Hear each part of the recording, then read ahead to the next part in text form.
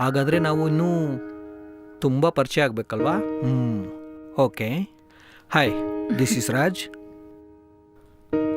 ಅಂದಾನ ಆನಂದಿಸೋದೆ ನನ್ನ ಹಾಬಿ. ನಿಮ್ ಹಾಬಿ ಸ್ವಲ್ಪ ವಿಚಿತ್ರವಾಗಿದೆ. ಸ್ವಲ್ಪ ಜನಕ್ಕೆ ಬುಕ್ ಓದೋ ಹಾಬಿ, ಸ್ವಲ್ಪ ಜನಕ್ಕೆ ಮ್ಯೂಸಿಕ್ ಕೇಳೋದು ಹಾಬಿ, ಸ್ವಲ್ಪ ಜನಕ್ಕೆ ಡ್ಯಾನ್ಸ್ ಎಕ್ಸೆಟ್ರಾ ಎಕ್ಸೆಟ್ರಾ.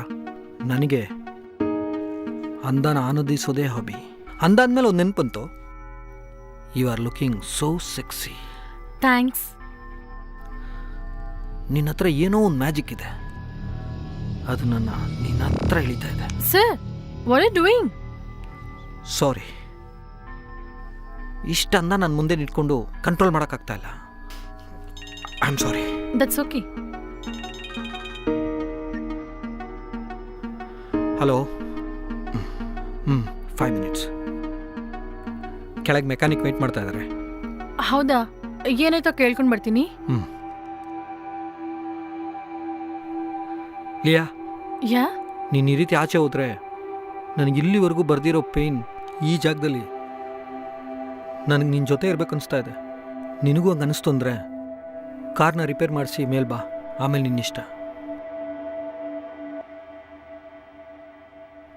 ಮೀನಿಗೆ ಬಲೆ ಚೆನ್ನಾಗೇ ಹಾಕಿದ್ದೀನಿ, ಎಲ್ಲೂ ಮಿಸ್ ಆಗೋಕ್ಕೆ ಚಾನ್ಸೇ ಇಲ್ಲ. ಖಂಡಿತ ಅವಳು ಬರ್ತಾಳೆ.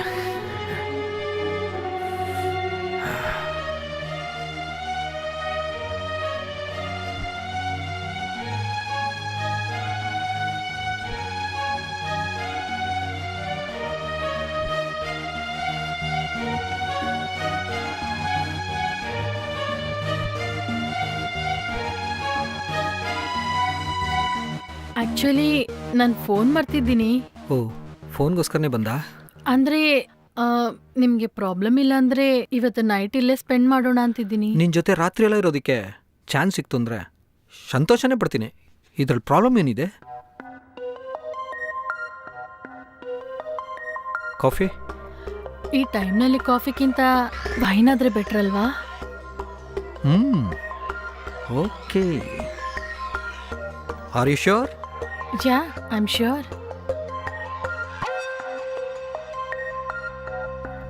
Okay okay.